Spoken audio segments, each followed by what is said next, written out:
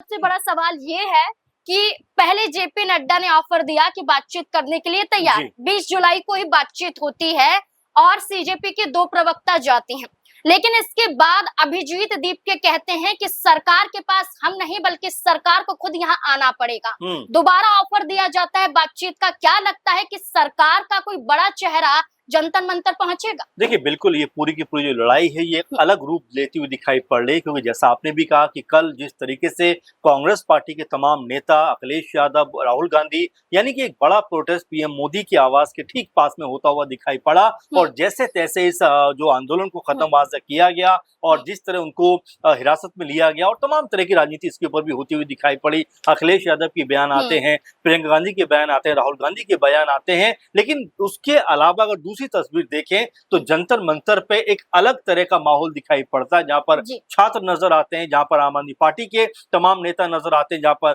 अरविंद केजरीवाल दिखाई पड़ते हैं और जो अभिजीत दीपके हैं वो अपनी आवाज बुलंद करते हुए दिखाई पड़ते हैं कि अगर सरकार को अब कोई भी बातचीत करनी है तो वो हमारे यहाँ पर आकर करेंगे, हम वहां पर उनसे मिलने नहीं जाएंगे। तो ये लड़ाई जो है फिलहाल तो ऐसा लगता है कि सिमटने के बजाय और भड़कती हुई दिखाई पड़ती है, क्योंकि परसों ऐसा लगा जब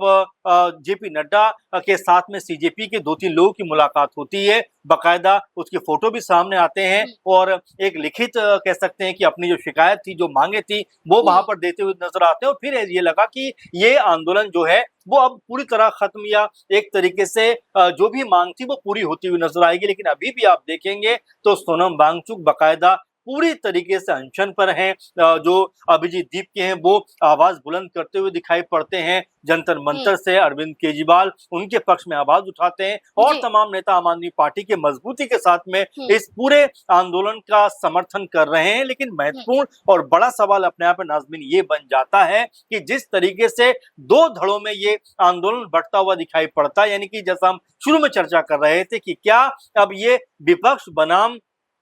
जो सरकार और सरकार बनाम जो ये जो छात्र आंदोलन है ये ऐसा बनता हुआ दिखाई पड़ता है, क्या दोनों आंदोलन